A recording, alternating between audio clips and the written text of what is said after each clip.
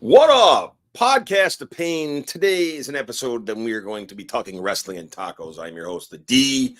This is November the 18th, 2023. And in a moment, Queef Hurley and I will be discussing our favorite wrestling gimmicks of all time. Did I send him the link? I think I sent him the link. Hold on just a momento. Thanks for joining me. It's been a minute. Been working on a brand new theme song. Hope you guys enjoyed it. And if not, go fuck yourself. It's mine for me and only me. Only I'm supposed to like this. So let's get this show rocking and rolling. I got my drinks, and the Mighty El Taco is sitting there looking sexy as hell. What's up, man? What up? All right. So I love the very nice, very evil T-shirt you got there. I thought it was appropriate. The Danhausen. Well, I'll tell you what, that's not my favorite gimmick because that non-kayfabe bastard at Astronomicon, but that's besides the point. But yeah, so hell yeah, man. Welcome to Talking Wrestling and Tacos. And today we're talking our favorite gimmicks. Absolutely. I wasn't sure how you were attacking this, so I hope that our lists differ quite a bit. I'd like to see your what you appreciated over the years. I also want to shout out the homie Sterile Errol for hooking me up with this fucking Belgian ale bullshit, this Blue Moon. It was free, so I can't complain. Still not my favorite. And as soon as I sat down to open this bitch, it foamed all over the fucking place. So that's why I give it to you. Beer. Son of a bitch. How you been doing, man? I've been okay. Just living the life with a toddler and a teenager and a job. It doesn't get any easier, man. Definitely not. So I appreciate I'm thankful, if you will, for the time that we have to do these little things like the podcast. Oh, I love it. All right. So, is there anything of note in the wrestling world that you want to discuss beforehand? What was the last thing we talked about? I have no idea. I know that Bray Wyatt passed away. They were thinking about continuing the whole Uncle Howdy thing, but I think Bray, his brother Bo Dallas, shot that down. The merger with who is that? Not Fight. What's the company that merged with WWE? UFC. Okay, yeah. I don't think there was any news on that. I know Vince McMahon sold off some more of his stock from that already, so that's got people raising eyebrows. So Triple H is in control. So yeah, behind that, based on what I read, they came out and said they don't want him in control of creative since he's like CEO, whatever. He should be focusing on those types of tasks, and that's how they run their organization. He needs to be focusing on running the company, not in like doing all the things. Tony Khan. And there was also a report that looking into it, they consider him a liability for him being on the board because he can't keep his dick in his pants. Fair. He does. He looks like a fucking old school cartoon villain with that mustache. I think Jim Cornette, somebody said that Vince McMahon looks like somebody, like a billionaire you'd be in a race with, a balloon race around the world. You know what? If I had fuck you money, I'd rock that too. Fair. So what does your mustache say? Please. I mean, what kind of money do you have considering your mustache? None. So the Vince McMahon mustache is fuck you money, and we're just like schmoes and got to go to work every day. That's awesome. I mean, that's pretty much it. Yeah, I love it. Wrestling news. I don't Ric think Flair's I have back. anything. Fuck that guy. What else is he gonna do, man? So because Sting's doing it. So he's he was Tony Khan's gift to Sting. Tony Khan gifted Sting an old man. Keep the receipt, bro. Give me a gift. Give me a gift card or a pizza party or something. Ric Flair, come on, dude. He's come out with an energy drink. He doesn't need to do any other products, man. He's already got weed, Well, right? he's divorced again. So Jesus Christ. Didn't he just get married like what, 5 years ago? yeah. So All this right. was like he owes like 7 chicks money on a regular basis. Jesus Christ. Well, I guess as long as he's not drinking his energy drink, that can't be good for him. Well, how you think he's gonna make it through his next last Jesus match? Christ. This is ridiculous. I think sometimes it's time to just know when to hang up the boots and bail the fuck out. What the fuck? What's he gonna do? Well, why do you think he wants to die in the ring? He owes like 7 chicks money on a regular basis. Jesus Christ. Yeah, so that makes me pop this in my head. You think Owen jumped? Oh, that's wrong. Oh yeah, this fucking segment of the podcast is getting canceled after that shit. No, no, no. But yeah, just to think of dying in the ring, man, that's all I can think of. Like, Jesus, he jumped. Fuck it, he jumped. Look at his wife's sad face. He jumped. I Oh, don't want that's to gonna do be it Ric anymore. Flair when he's trying to like do a zip line with Sting. Oh man. Oh man. All I can think of is like 85-year-old Ric Flair doing that little somersault up the ropes and along the apron and getting clotheslined. Jesus Christ. They might as well put him in a match with Moxley. Barbed wire, thumbtacks, glass, explosions, the whole 9 yard. That's going to be the final match, the final match for Oh, Ric Flair. he would totally do it too. Jesus Christ. I just got to get my chops in. And Moxley would totally do it too. Yeah, fucking John Moxley. I'm going to drink your fucking blood and eat your bones. Sorry, I've been listening to too much Cornette. He really doesn't like that fucking guy. Oh, I don't I don't like how long it's taken them to get out their podcast now. They're like a Yeah. week behind. Yeah, they had some kind of shit going on. I don't remember what the fuck they said was going on. But they were like, hey, we got to do a disclosure because by the time you get this one, it's going to sound like we don't know what the fuck we're talking about because we discussed things that have already happened in this episode. Yeah, they're all fucked up this week. Fuck them. Let's see. Other wrestling news. There was Logan Paul's United States champion. What do you think of that? What do you think of Logan Paul as a whole? Well, it's funny that we're discussing him in this episode because he makes a really good heel. I'm not for sure if it's a gimmick, Yeah. but just you didn't watch Crown Jewel, did you? No, I'm pretty much living on the Facebook news lines kind of shit. I'm not watching anything actively. So I mean, Crown Jewel, I would give it a solid like B plus.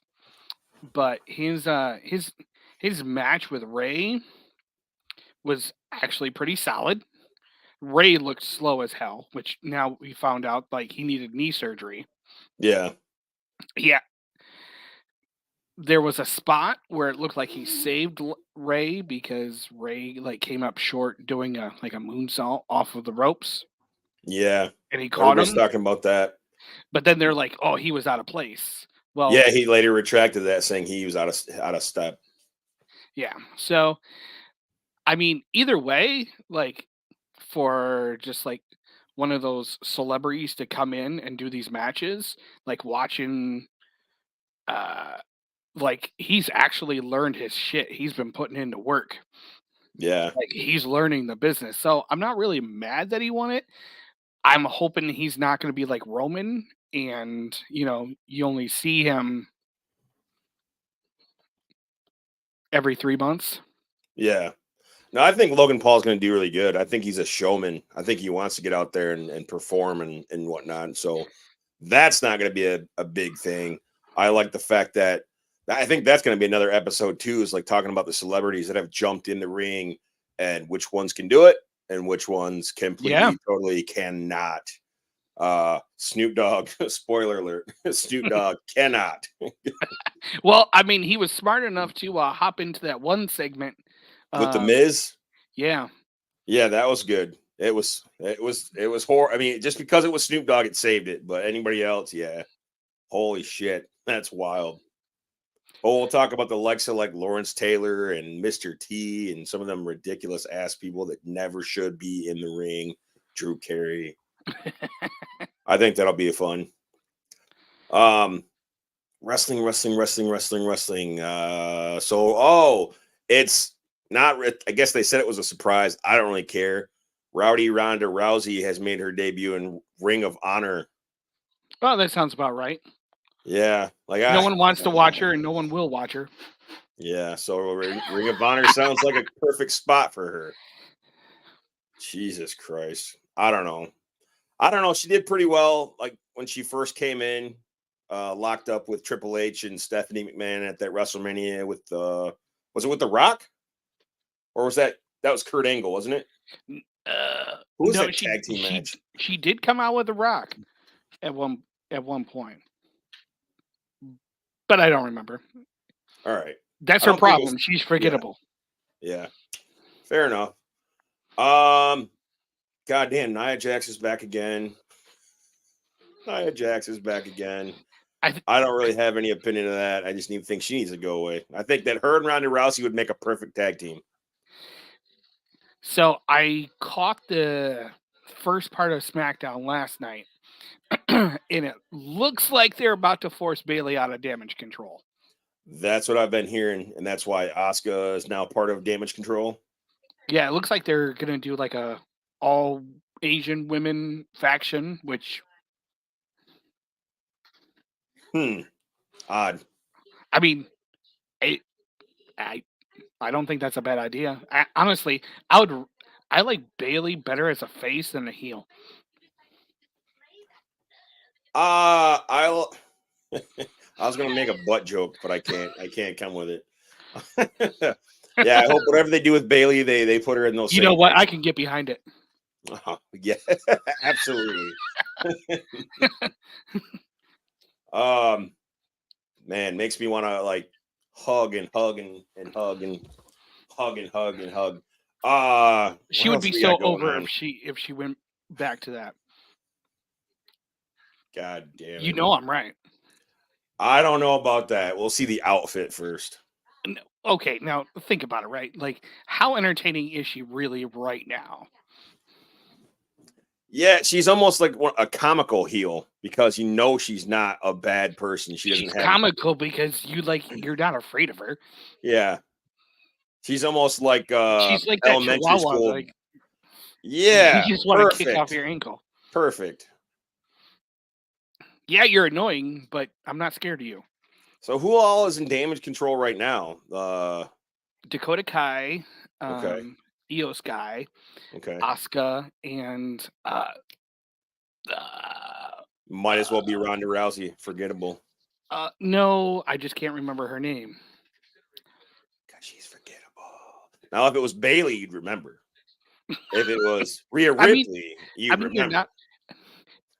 All the names sound the same, and that almost If it was sounds Nikita racist in a way. Lyons, we would remember. Speaking of which, where the hell is she? I'm just saying.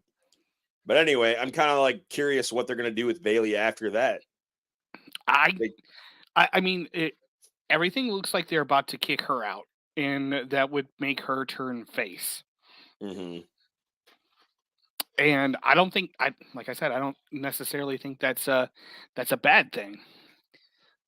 There needs to be some strong like babyface females in the roster, and there isn't really any. Besides Becky Lynch, and she's tired of carrying the workload because And now they Bianca brought Belair. Nia Jax's fat asses back, so she's gotta carry a little bit more bullshit. I hope she improves a little bit. What is this? Their fourth time back?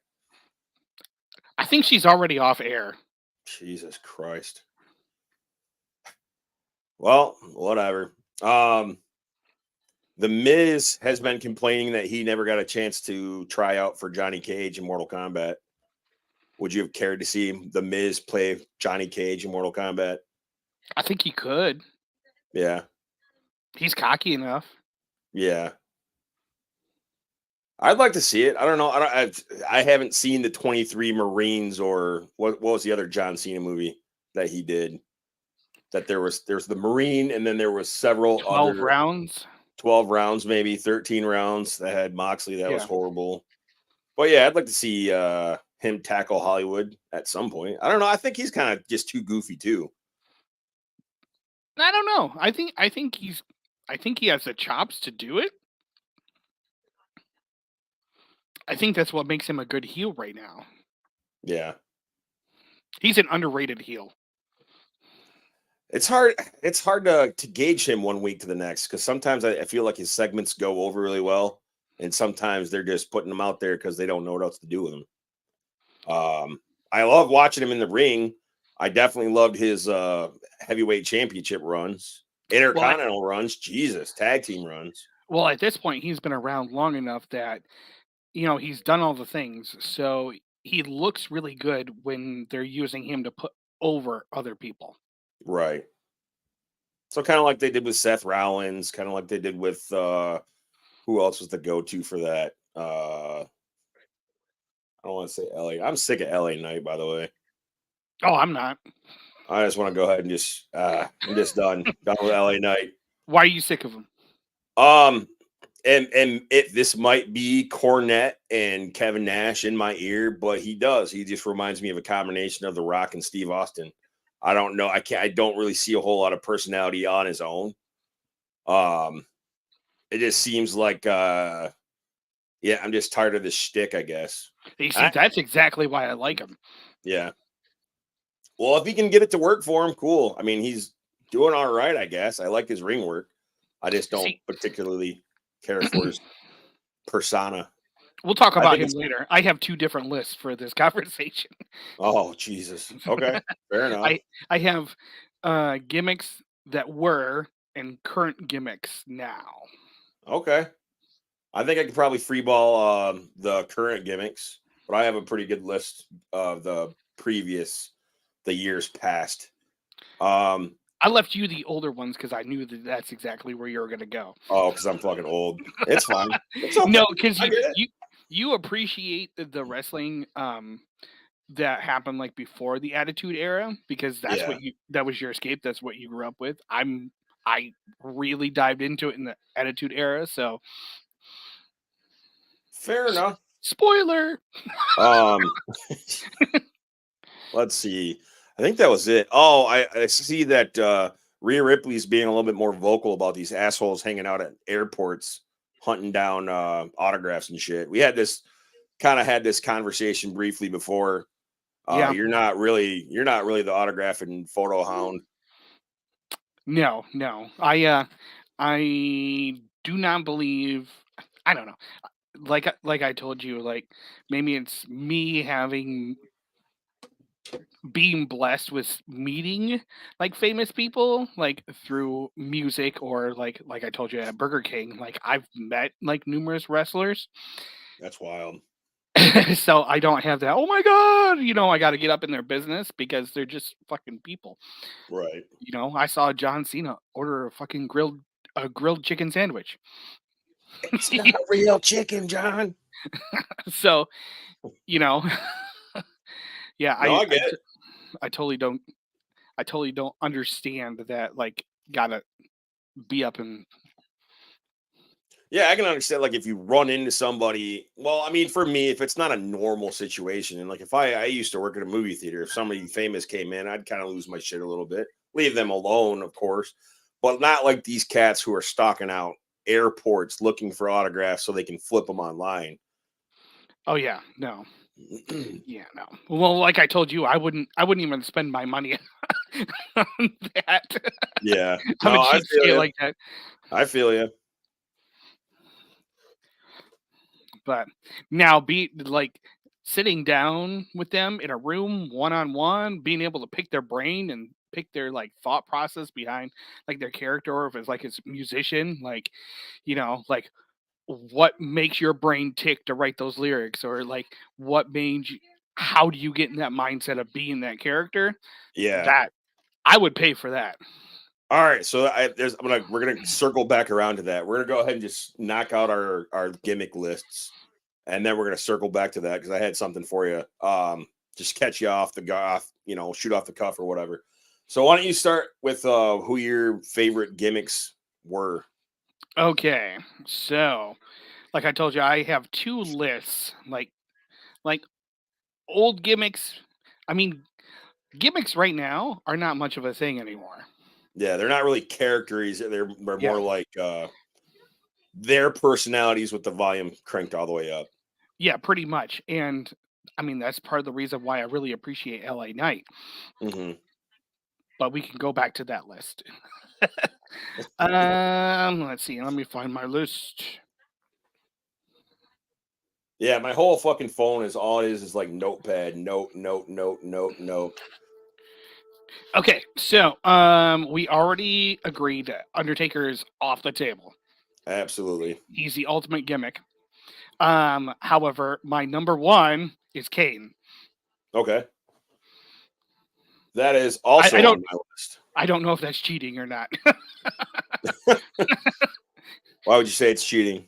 Well, I mean, if it wasn't for Undertaker, you wouldn't have Kane. If it wasn't for a lot of people, you wouldn't have a lot of people. Like I go back to the Hulk Hogan conversation too. Like Hulk Hogan, but then if they didn't have Andre, if they didn't have Iron Sheik, so many guys before him. So Kane made it work. That was the cool part about Undertaker. I mean, Kane was saddled with so many bullshit gimmicks. Isaac Yankem, the fake Diesel. I think he was Unabomb in USWA with oh shit, Al Snow. But then he came across getting put in under this mask and being the Undertaker's brother, and that fucking worked for him. He was Absolutely. I able to mean, reinvent himself a couple of times, became champion, had one hell of a run with tag team belts with the Undertaker. He had a good career. 100%. All righty, what you got next? Gangrel. Ooh, that one was so good it should have been mine. I agree.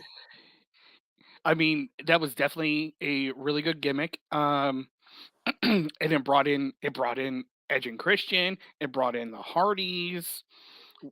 It Without Gangrel and the Brood, I mean, you wouldn't have had those tag teams started. It's pretty wild that you have Gangrel. He came in, he was the big start, and then these other two tag teams came in, and then the career that Edge and Christian had. Holy shit! Just on solos alone, if Gangrel wasn't the bridge, that's Hmm. nuts. That's crazy to think about.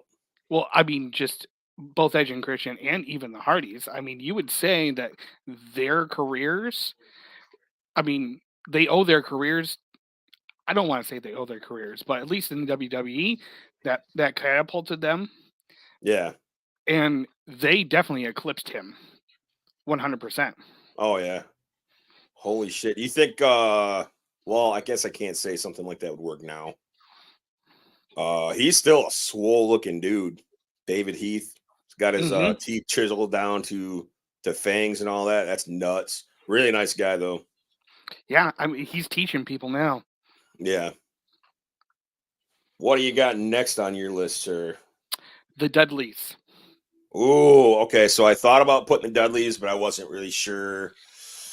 That's a um, gimmick. Come on. I mean, I black don't guy and really the white know. guy who are brothers, and a really short guy who are brothers. That's Yeah. some trailer park gimmick right I there. guess I wasn't really clear like how to be able to describe that to people. But yeah, I agree. Holy shit. So what was your favorite version of the Dudleys? Was it more ECW or their more recent stuff in WWE, TNA? I think the in between their their WWE run, like their main WWE run, like bring out the tables. I mean, people are still yelling, "Bring out the tables." Hmm. I, I mean, they were a staple in ECW, and they wouldn't have made it to WWE without that. Yeah. But they really got to prove their worth there. I want to know how the hell the whole Dudley thing came about. Like, how does, I mean, sometimes things just work. Paul Heyman got together with Scott Levy and he created Raven, and then he got with Al Snow and he made Al Snow. It's just weird seeing these guys, how they become what they are. So, like, how did they decide to put Devon and Bubba Ray and then, little by little, these guys on the side? How did they put those guys together in this faction called the Dudley Boys? I don't know. Do you got Paul Heyman's number? No. Last number I had for him has been disconnected, and then I found another one that's been disconnected. So I don't know. Maybe one of these days we'll track his ass down. Let's see. The Dudley Boys, man, they were pretty hardcore. I mean, I guess everybody was pretty hardcore in ECW in the olden days. Very aggressive speakers. And of course they had Joel Gertner with them. Crazy ass fucking tag team. Do you have any favorite matches from the Dudley Boys in particular?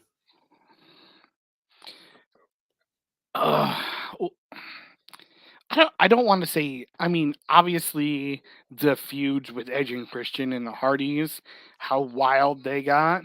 Yeah. But I mean, they were always a solid tag team. They got that. Here's my Jim Cornette. They got that tag. They got that tag team like mentality, right? They knew how to function. They knew how to tag each other in and like work as a unit, as opposed to like some of the tag teams we got now. Right. So they were very cohesive. They knew each other's thoughts. So some of the like really good feuds that they had there, or even with the New Age Outlaws, their finisher was one of the best. Yeah, I think there was a story I heard where even Undertaker didn't want to kick out of their finish because they had spent so much time protecting that. Yeah. And then I think some asshole, I forget what match it was. I want to think it was TNA or some shit. I don't know if it was a botch or something, but then somebody ended up kicking out of it, and it was just it was horrible. It was horrible thinking about it. What did you think about the Dudleys going solo? I think that was the worst thing for them, at least in WWE. Obviously, it's been working for Bully Ray. Yeah, see, I like Bully Ray as a solo more. Is he still wrestling now? Yeah, I think is that NWA? No, he's in Impact. Okay. TNA. Yeah. He's very aggressive and he can make it work on his own. I think Devon said he's pretty much done. But yeah, that whole what the fuck did they do with Devon or Bubba when they turned him solo? They turned him into a reverend. No, Devon was the reverend, but what was Bubba Ray doing? Oh. Holy shit, I don't remember. I think he was just Bubba. Honestly. That's funky. I don't remember any of that. I remember the bullshit with Deacon Batista. But yeah, I don't remember what the fuck they did with Bubba then. Crazy shit. Okay. All right, let's move on. What's the next one on your list, buddy? Raven. All right, he's on my list as well. It's hard to believe that's the same guy as Johnny Polo.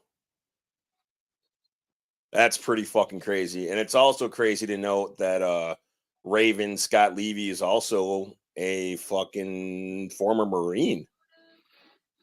That's crazy shit. I can see it. I can kind of see it.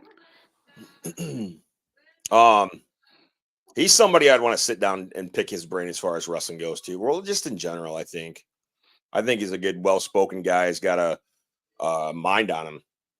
Yeah, creative mind on him. That should be a guy who should be in charge behind the scenes in AEW. Ooh, yeah, I can see that too. But it won't happen. Yeah, you never say never. Raven.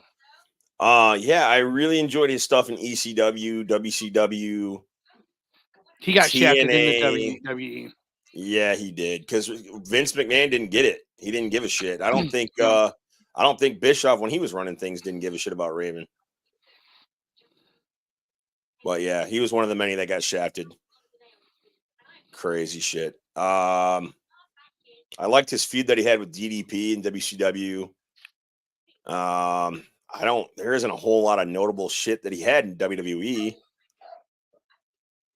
So on to the next. What do you have next, sir? Oh, sorry. I No, you're had good. dog distractions. It's all good. And not a dog distraction. Vampiro. Ooh, okay, that's a good one. I'm not super versed in Vampiro. I saw him. I don't remember a whole lot of him other than WCW, and even then, he was always teamed up with. He was teamed up with Raven at one point, wasn't he? He Because I know he was. had. I mean, he wasn't. So he always. He was. He was more. He liked the luchador, like area of wrestling, Yeah, but he obviously wasn't a luchador, and he got flack for being just another guy with a painted face because there was Sting, and so I feel like he was very underappreciated. right. Yeah, because I know that they saddled him with ICP and Raven, and I want to say they had Great Muda with him at one point, but they didn't really. I don't remember much about him. I remember seeing him. I remember a lot of his matches. I liked watching him wrestle, but beyond that, I don't remember a whole lot about Vampiro. He was. Well, I mean, he got injured and couldn't do things for a while, Yeah. and that's how he ended up being an announcer for Lucha Underground. What did you think of Lucha Underground as a whole? I I feel like that's what AEW should be, if that Okay. makes sense. Yeah. Like they had the production, they didn't have the money, but they had the production, they had the eye. Maybe it had to do with Conan being, running the thing. But they had at least storylines that made sense. Mm-hmm. And they had backstage vignettes that made sense. Um and then when it came down to the matches, they made sense. Right. So the Lucha, Lucha, and the shit that's in the States are like two different monsters, man. It's crazy. well, like so like in AEW, right? It's a spot fest, right? Here Yeah. in Lucha Underground, recognize the difference between like their wrestlers. They had the powerhouses, and those powerhouses wrestled like powerhouses. They weren't trying to do the stupid things that you see. Yeah. The luchadors were being luchadors, and Right. No, I feel you. It's just everything. It meant more when they did a move or something like that. I feel like it could have been bigger if they had the dinero. Yeah. Fair enough. Vampiro.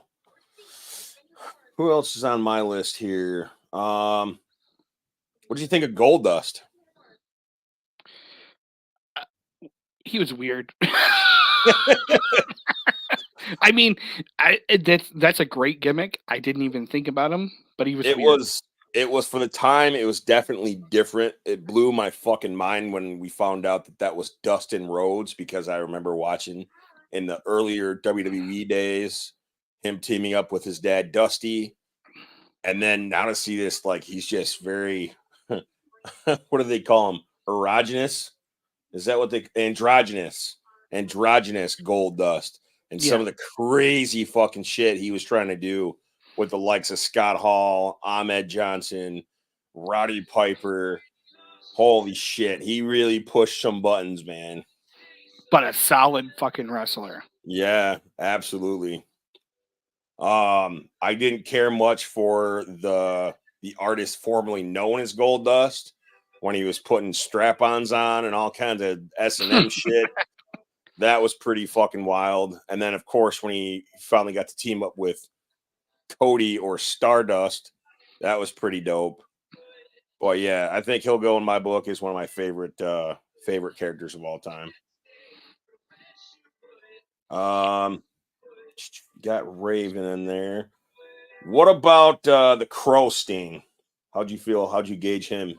Was he on your list?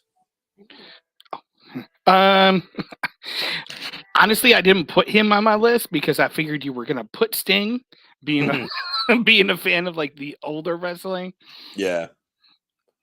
Not necessarily Sting, but like particularly the Crow Sting, just because he had been the bleach blonde surfer Sting for so long. Mm-hmm. And sometimes you gotta go away and come back and repackage and reinvent yourself to really stand out. And that's what he did. He's still doing that gimmick now. So obviously it was impactful. As far as his wrestling, I don't know what all I can say about it. I thought he was pretty I don't want to say mediocre, but he wasn't anything super flashy. Okay, I'm glad sense. you said that because I was gonna say unpopular take. I did not see the hype behind Sting. Yeah. He was just like it was just like the WCW's version of Hulk Hogan, I thought. Or I feel like all of his gimmicks have been a ripoff of something. yeah. Yeah, I got really tired of Surfer Sting right off the bat. I kind of felt like growing up with WWE's product, I kind of felt like, yeah, it was a ripoff of Ultimate Warrior, not knowing the history that those two had. Sting, as the Crow, came in, again, a ripoff. Later in TNA, he did the whole Joker why so serious bullshit. But I don't know. I just felt the need to put the Crow Sting on there. I mean, as far as like, money making iconic gimmicks, he's got to be on the list. Yeah. But I mean, he had some epic, battles with Flair and stuff in his early career, which established him to be like further. But I mean, NWO Sting, Crow Sting, he was just a guy standing there for a baseball bat. Right. He's kind of just been the guy, benefiting, standing on the sidelines, ripping off another character. I'd almost like to know how WCW got away with some of the shit that they ripped off, man. Like the music. I know they got in trouble a little bit with the music. I think it was either Diamond Dallas Page's theme song, which was It was Spirit. Almost Teen Spirit, yeah.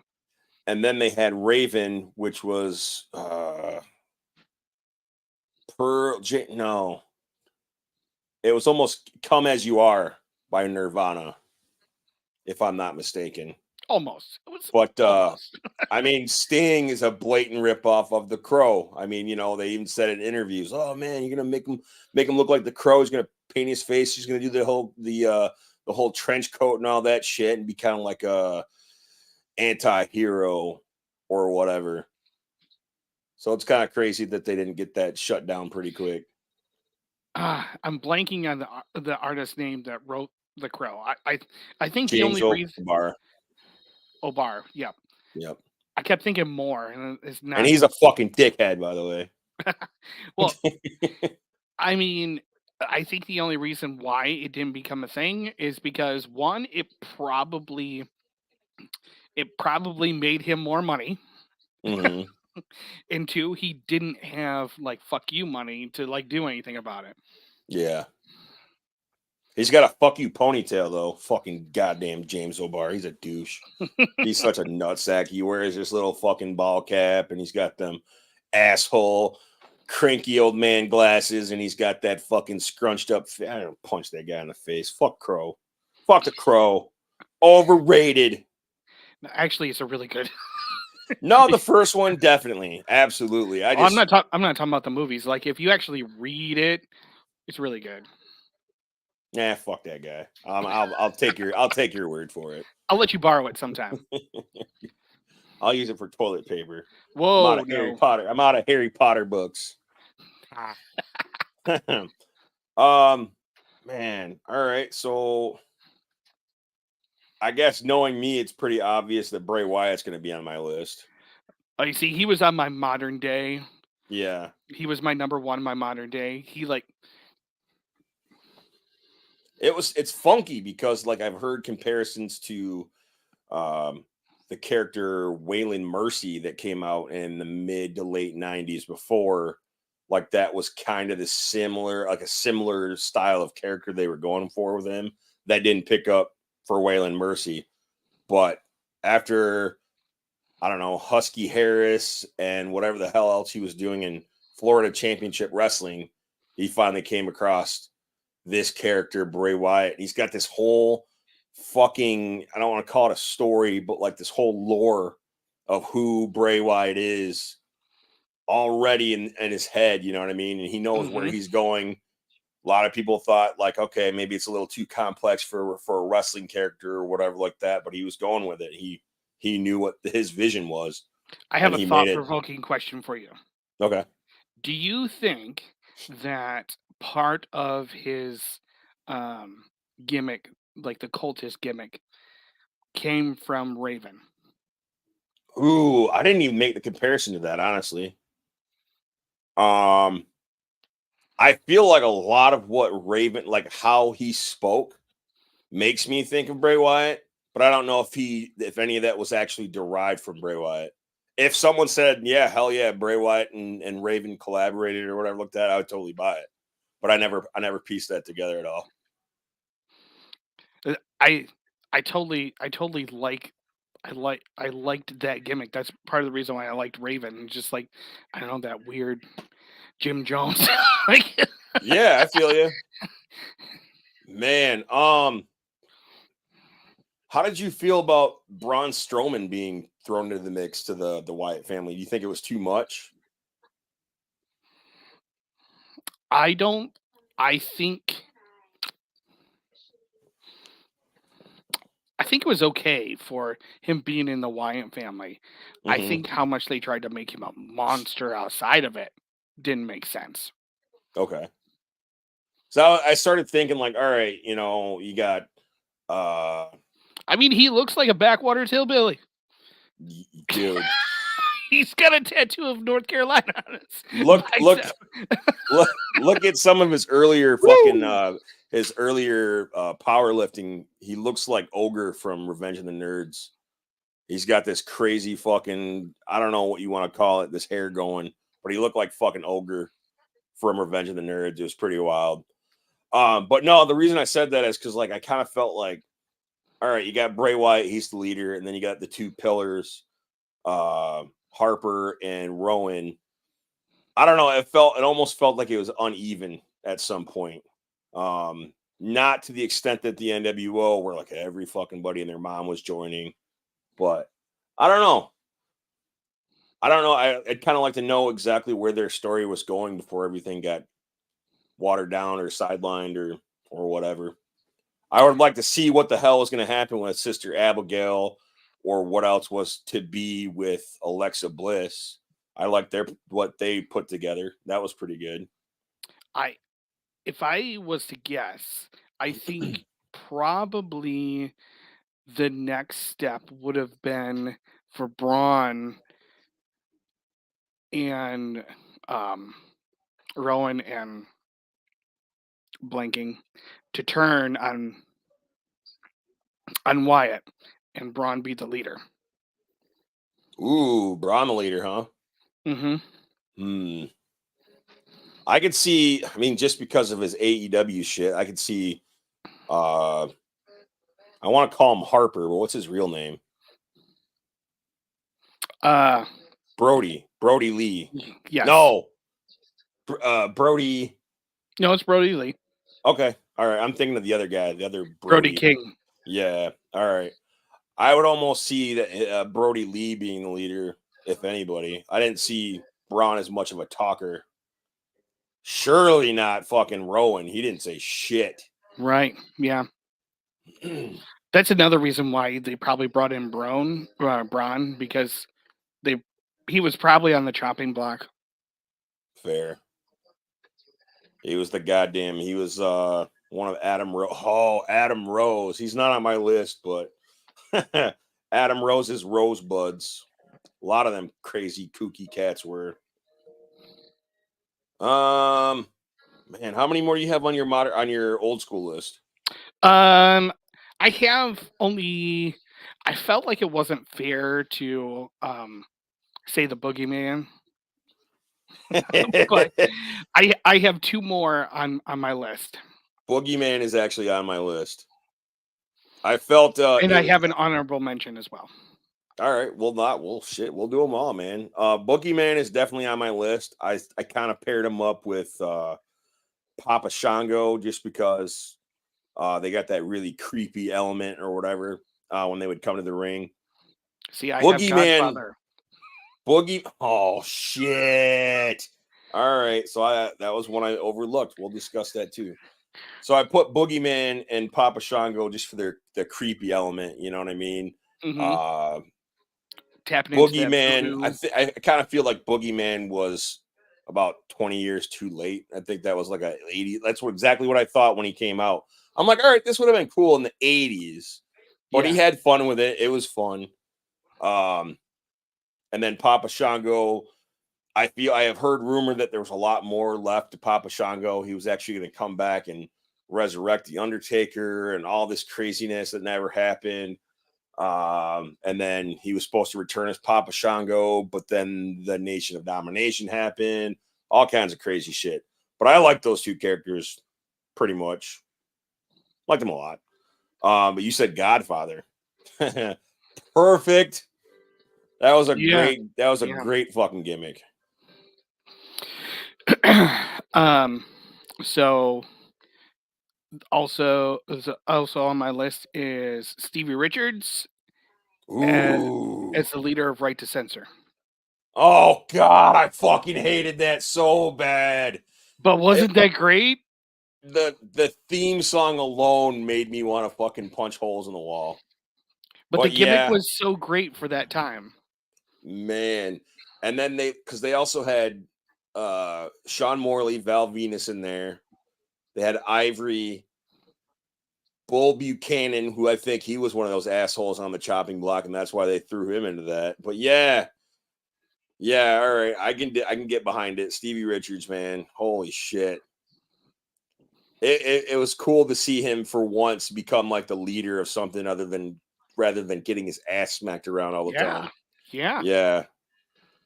And he's actually a pretty fucking well built dude. I don't know what he's doing now, but I think he's doing those YouTube videos breaking everything down. What should have happened? What, like, he got in trouble with AEW because of that when John Moxley got that concussion. Oh, they made him take down his videos. Like, look, this is where it happened right there, and this is why he got hurt. Yeah. Holy shit! All right, got you.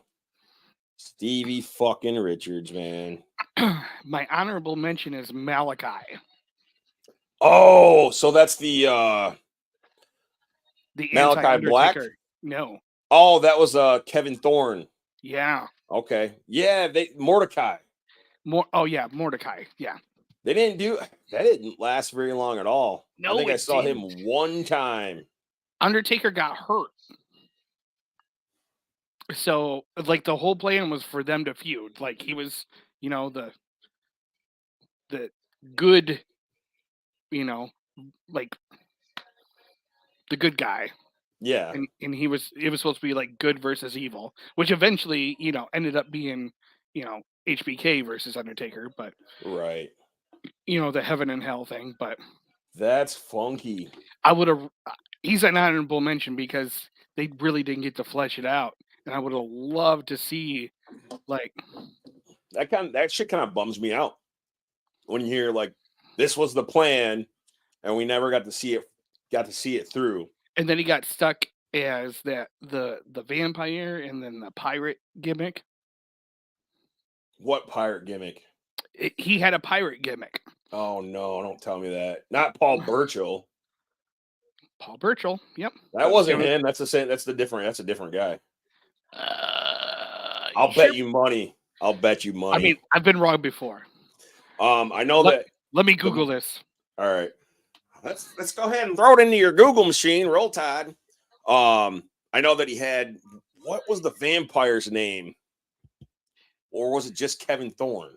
It was, I believe, Kevin Thorne. Because he had that one crazy looking chick with him. Yep. And I forget what the fuck her name was. Oh, nope, you're right. Paul Burchill, totally different person.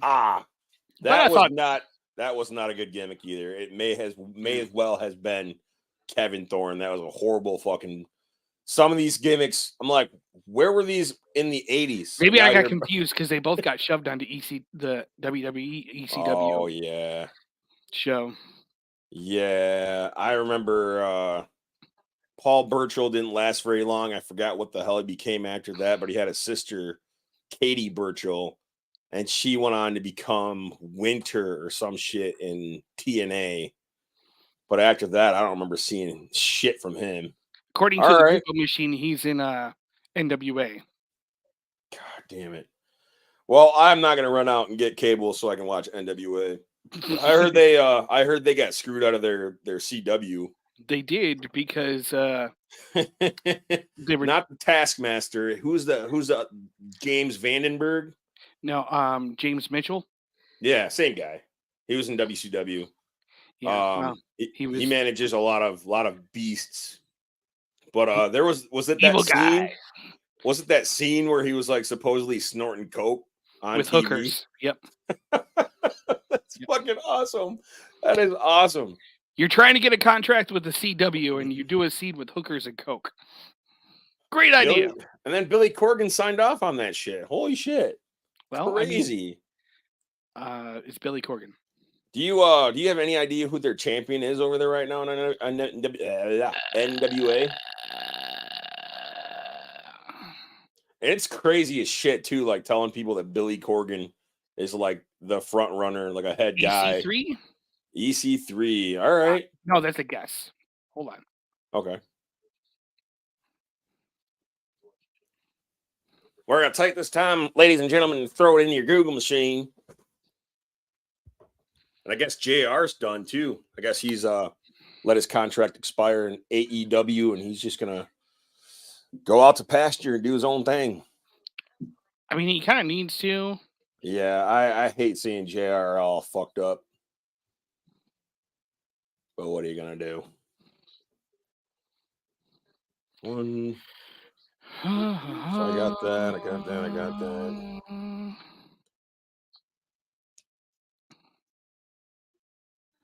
Well, their website is not.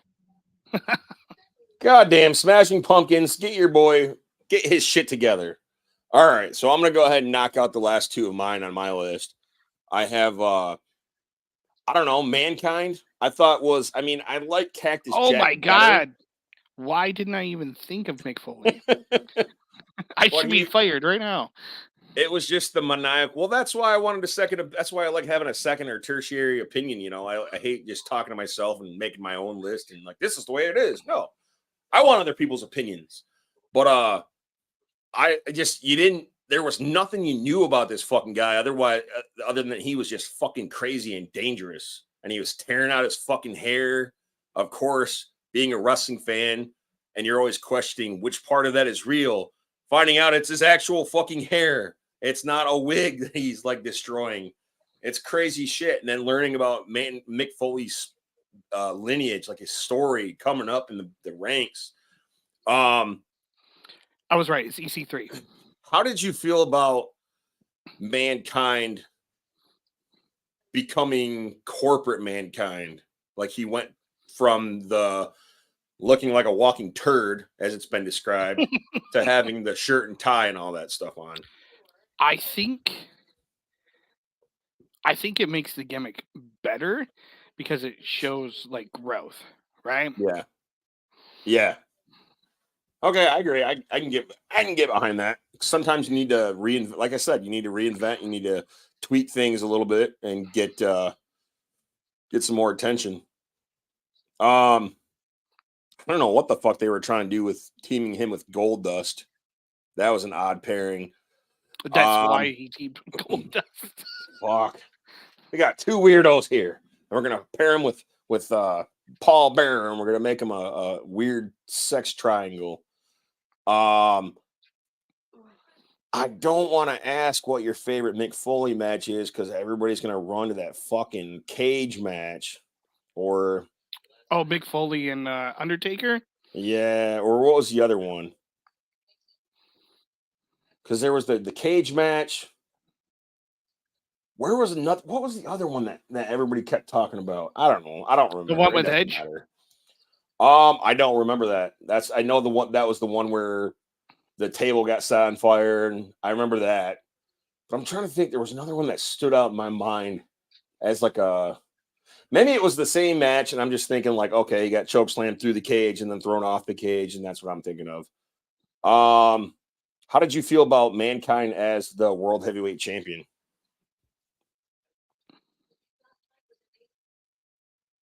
I'm actually happy that a character like that was given the title. Mm-hmm.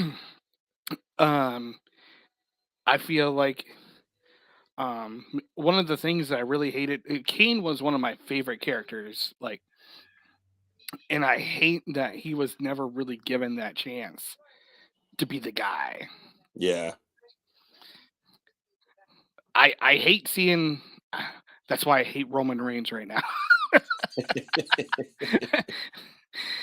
But I hate seeing like the same people being like the top guy all the time. Yeah, so you like to see somebody like kind of a random out of nowhere, somebody you would normally think to be the front Yeah, runner. I got yeah. you. That's So how I feel excited when too. Kofi Kingston would want. And then what did they do with him? They fucked him. Who beat Yeah, him? Was that Brock Lesnar? Brock Lesnar. God Oh, damn it. Brock Lesnar's coming back. God damn it. Squash. I'm so fucked. Yeah, I was worried though, because They like I couldn't said, even they couldn't Kofi, even like let him like wrestle more than a minute. man, they went through all that. They spent all that money on his own belt, like on his Mhm. own straps and shit like that. And they're like, all right, we're gonna go ahead and let Brock squash you now. Fuck. It couldn't even be like a ladder match or something where I mean, they six could other they legit participants. they legit could have done a run and like actually made him like someone people are still like really talking about because he's got the Yeah. athleticism. He could. What about Big E? Because did Big E ever win that belt? No, he didn't. Yeah, he did. Who the fuck did he beat for that belt? See, this is where my fucking brain gets all fucking cloudy and shit because I don't remember. He didn't have it long. I wonder why that is. Hashtag black skin. Big E. I really don't remember. Maybe because it wasn't that big of a deal. It was such a big deal when Kofi won it. Dun, dun, dun, dun, dun, dun, dun. Scroll. So while you're looking that up, how do you feel about not Kofi? God damn it, Cody Rhodes and this whole I have to finish the story and become the Oh, champion? okay. If you had to guess, who do you think he lost it to? Brock Lesnar. Brock Lesnar. Jesus, I fucking hate that guy. He's the transitional champion. Well, he had it for 110 days. Jesus. Okay. I guess I just don't remember much about that. They didn't make it wasn't a big spectacle. I remember Daniel Bryan having it and they made his goddamn belt out of oak wood or some bullshit driftwood or some shit because he's all green. Some bullshit like that, but I don't remember Big E having it. That bums me out. Sorry, Big E.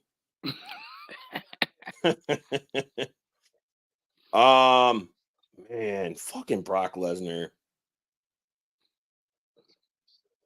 Fucking Brock Lesnar. All right, so I think I got all mine out of the way. Oh, I had one more on my list. Doink the motherfucking clown.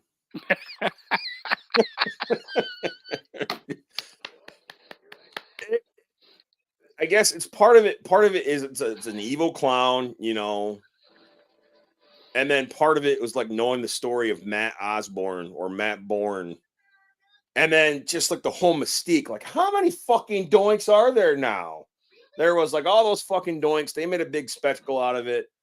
But I thought that was a good idea. I thought it was a good gimmick for the time. An evil clown fucking with people. And then I think when he turned face, when I think it was Ray Apollo that took over when Matt Osborne got fired and he became kind of like a kiddie favorite, that was all right too. I think it ran its course. It didn't stay too long. It wasn't too short. He definitely did not need a belt. Good God. But yeah, I think that was a fun character for a while. Yeah.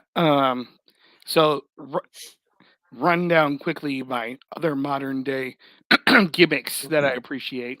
All right. Obviously, Danhausen. Very nice, very evil.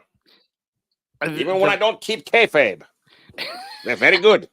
I'm But- always going to be salty about that. I don't care. He is my breath of fresh air into the business, like, because everyone else just is like, I'm just wrestling dude. I'm gonna kick your ass. I deserve a title shot. Like there's no one has a persona. Yeah. And that's why I appreciate LA Knight. And back to Danhausen for a second. I don't get why.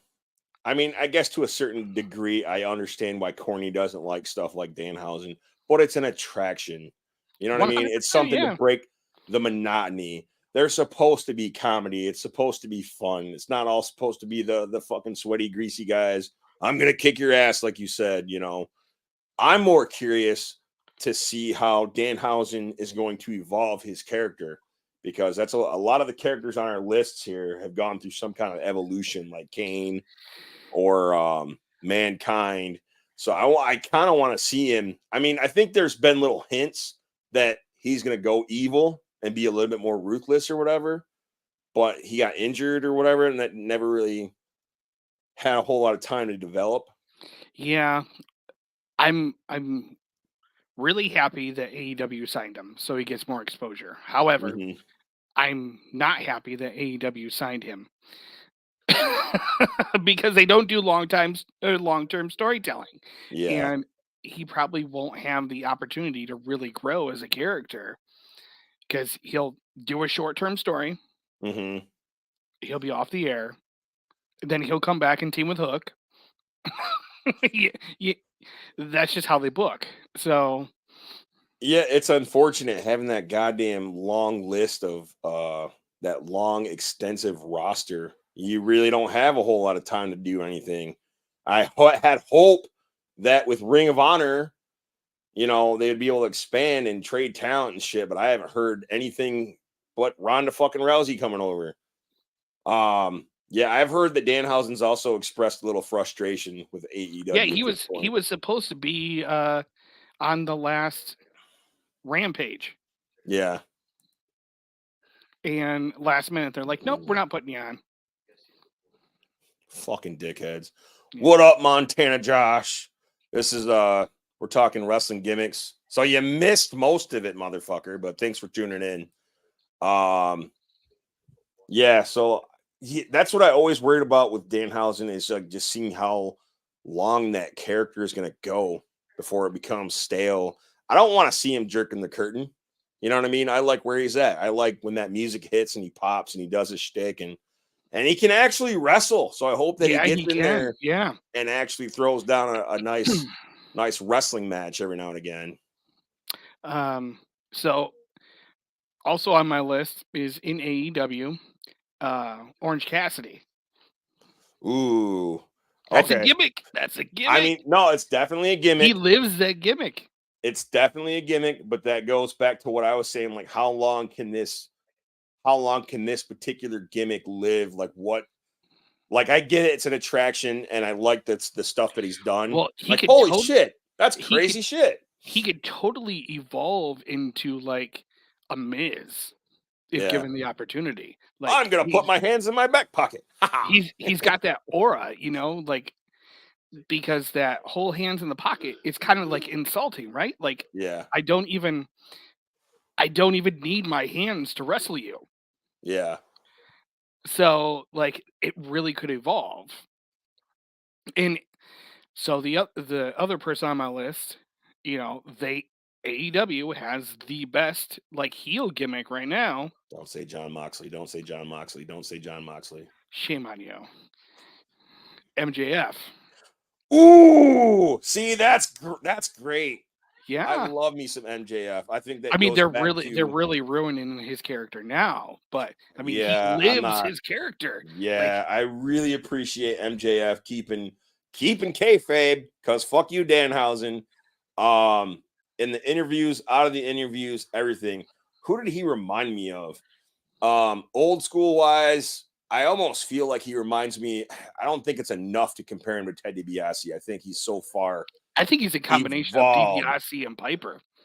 Okay, yeah, I can get behind that. But yeah, like you said, I don't like what they're doing with him right now, man. Maybe He is the heel of the century, and they're turning him into a joke. God damn it, that pisses me off. They don't even book him as the champion.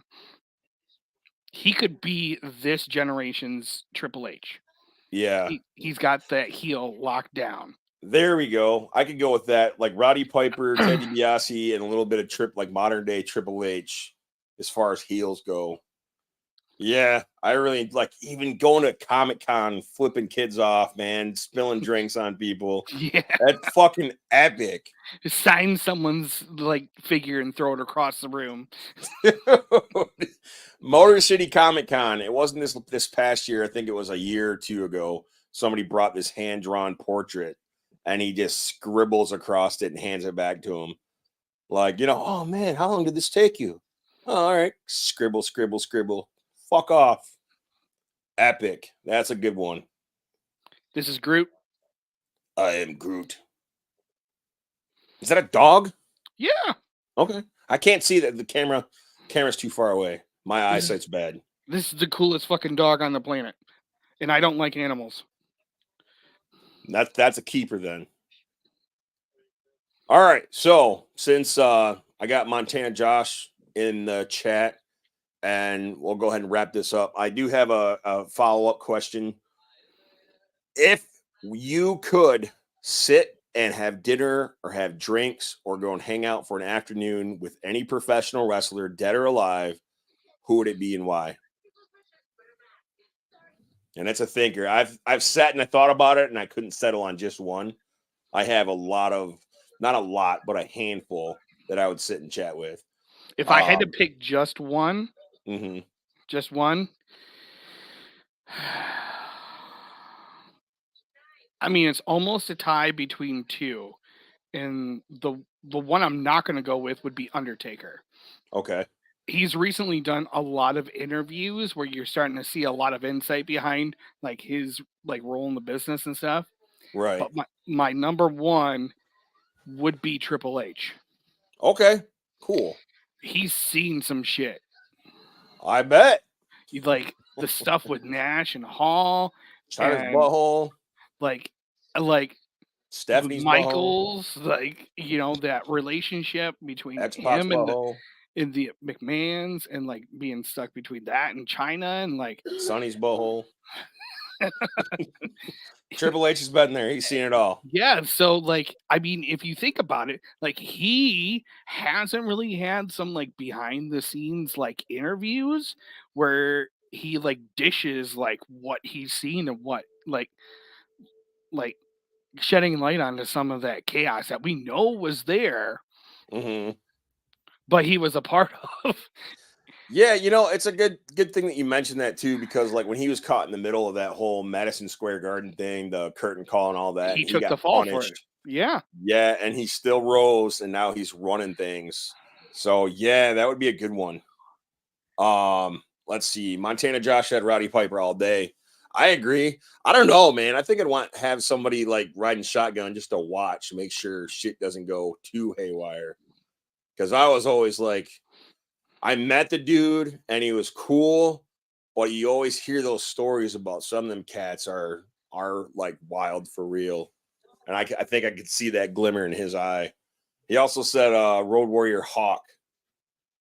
Crazy and fun to party with. I can get behind that too. Like the 80s, some of the 80s wrestlers. I don't know. Maybe you watch from the Yeah. sidelines one Ric Flair party. But for me, you've seen so many documentaries and seen so many people talk about the things behind the scenes. You kind of have an idea of what happened. That's Yeah. why. That's why I would want to sit down with like Triple H because, you know, Someone less heard from. I mean, he's still behind the scenes, and like I would really love like what is it? What's different? Like you like how you run it compared to like how it was ran, and like how you dealing with like would Shawn Michaels then even work now? Like, Yeah. Yeah, that's pretty wild. That's a just like some of the people that went in and out of the business around that time, his views on shit like with CM Punk and competition with other companies. Yeah, hell yeah. Like from his wrestling knowledge in and out of the ring, how to perform, and evolving that into how he's running the business and what he's got to get ready for in the future, and then just like stories on the road. That would be pretty dope. That's a good one. yeah, I went with this is just because I'm a fan of his podcast. I like Kevin Nash. I think that he's a no. He'll let you know when he's fucking irritated with you, kind of thing. But I think for the most part, he's a pretty chill cat. I like listening to him speak on things like religion and politics, a lot of topics that I don't normally like to get into. He's not all wrestling, you know what I mean? That's kind of like in the rear view mirror. He gets a lot of questions about the he's chill, but he's NWO also shit. very arrogant. Yeah, he knows it, man. He knows Yeah. it. He's very he says straight up, I did it off of this money and all this crap, and I don't give a fuck and all this other bullshit. But it'd be nice to chit chat with him on topics that aren't wrestling necessarily. Just get his ideas and his view. I like Triple H's though. I like Triple H as a choice. That's a good one. And then Another go ahead. another one that I would want to do is I would want to sit down with like John Cena, but not like as a mascot for WWE. I want unfiltered John Cena. Okay. Just like tell me what you thought of the business, what you've seen. Like McMahon means nothing at this point. Like you've already proved your point. Tell me all the dirt. The dirt. Man, there was this one Make-A-Wish kid, man. He had his balls out, and I didn't want to tell his mom because he was all fucking crying and blubbering and shit. Oh yeah. I'm not talking about the Make-A-Wish stuff because like there He was that was a big part of that, man. well John Cena was a big part of that. that I want to see the other part because obviously he was banging divas. Yeah. Man, that I give him props too because he had to be tired as fuck from all the shit that he's done, being the leader of the company and doing all those interviews and photo shoots and then the Make-A-Wish shit. Yeah, how do you handle that? Fuck. Yeah. Where would you gauge would The Rock make the top 10 of people you'd want to sit and chat with? Nah. No, not at all. No, I mean he's put himself out there so much, like I don't even care. Yeah. All right, I Like, get you. He had a whole TV show about his life. Yeah, I get you. That goes back to the whole Undertaker thing. I get it. A lot of the interviews and shit that he's done, he's put himself out there. This is kind of an odd one.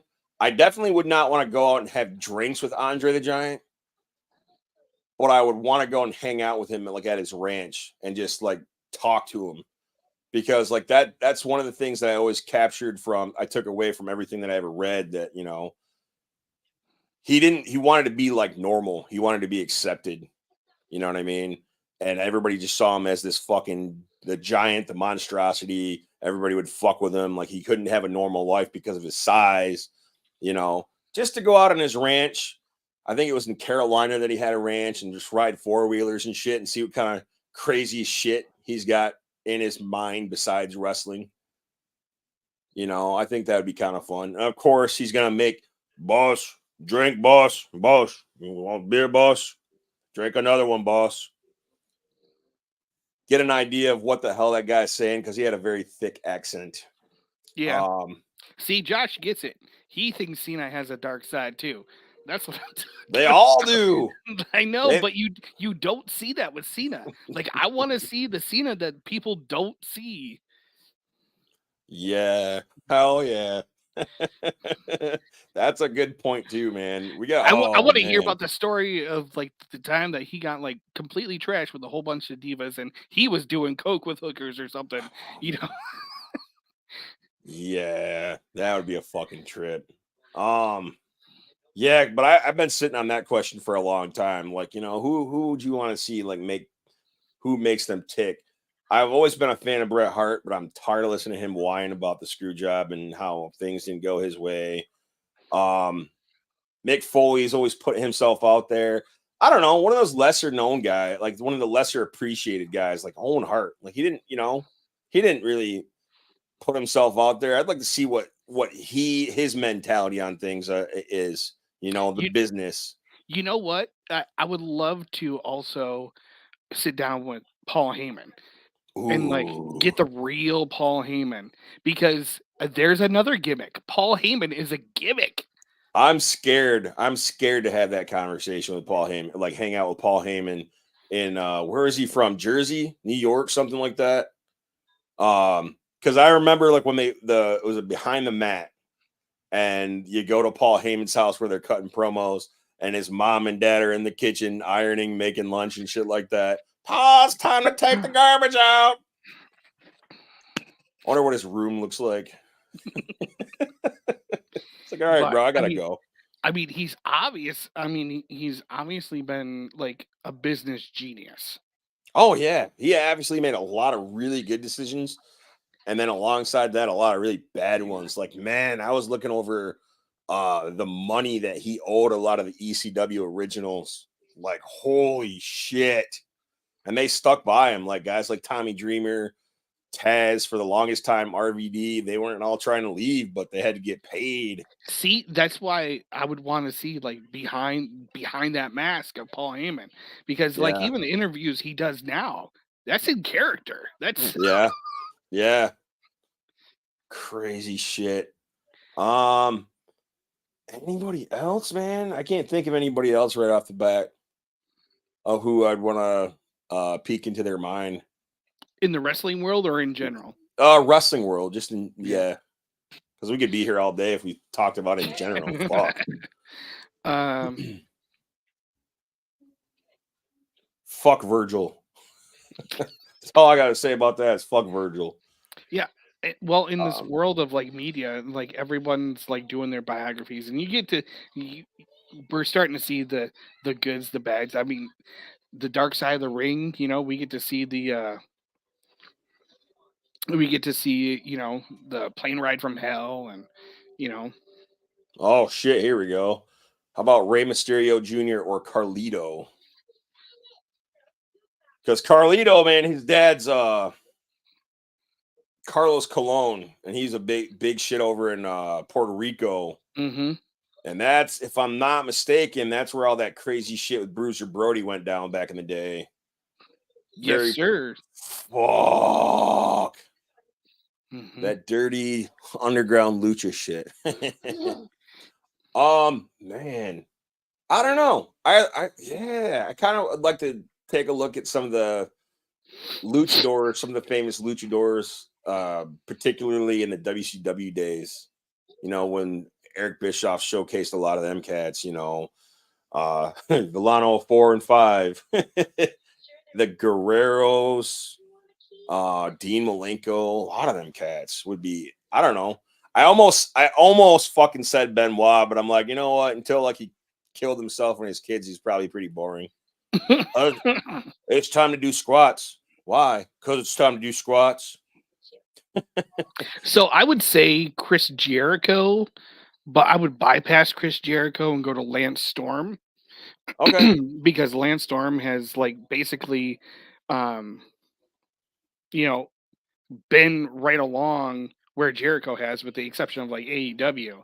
Like I'd Hmm. like to hear like some of those like behind the like what really happened in the Heart Dungeon and like all those other things. You know, Jericho is just going to inflate the story, so he sounds good. Right. You know? I think on But- that same token, I'd want to go ahead and have a conversation or two with Chris Candido. I think that's somebody who's underappreciated and didn't get to see a whole lot of his career and got cut short. But at the same time, like Chris Benoit, I think it'd be like all boring and shit until you get to all the juicy shit with Tammy and the pills and all that crap. But yeah, I don't know. I like that. I like that that whole thought of having a professional wrestler at your disposal to just sit them down and shoot the shit with them. yeah, I would pay money to do that. Josh says Conan too, and then I started thinking like, okay, Conan, who's a fucking wildcat? who you just like? All right, this sounds like good on paper, but we're gonna cut it short. New Jack. Hey man, do this coke, man. Hey, what are you, a cop? Then do this coke, man. We're gonna go stab these motherfuckers in this convenience store, and we're gonna buy a toaster and go hit the ECW show. I don't give a fuck. I'm crazy. I'm New Jack, motherfucker. This is for real. This ain't no wrestling gimmick bullshit. I gotta read his book. I got his book floating around here somewhere. I gotta take a look at that and just the fucking 4 homicides he has on his record. Jesus Christ. Good times. All right, man. Well, I appreciate your time. I got a good list going, so we could probably do this again next weekend if you're free. well, next We can weekend, play it by ear. We can play it by ear. Well, next weekend is Royal Rumble. No, not Royal Rumble. Survivor Series. Oh, I was about to say, holy shit! Is it No. January? Oh, what the fuck? God Crack damn, his back, yo. It's all good, man. Survivor Series is next Saturday, Okay. so we might have some things to talk about. There's Randy Orton possibly. You know, it's in Chicago. CM Punk. I don't care about CM Punk. Fuck CM Punk. I've had my fill on Phil, so we're gonna talk. I was joking with a coworker. I was like, it would be great if he came back as Pepsi Phil.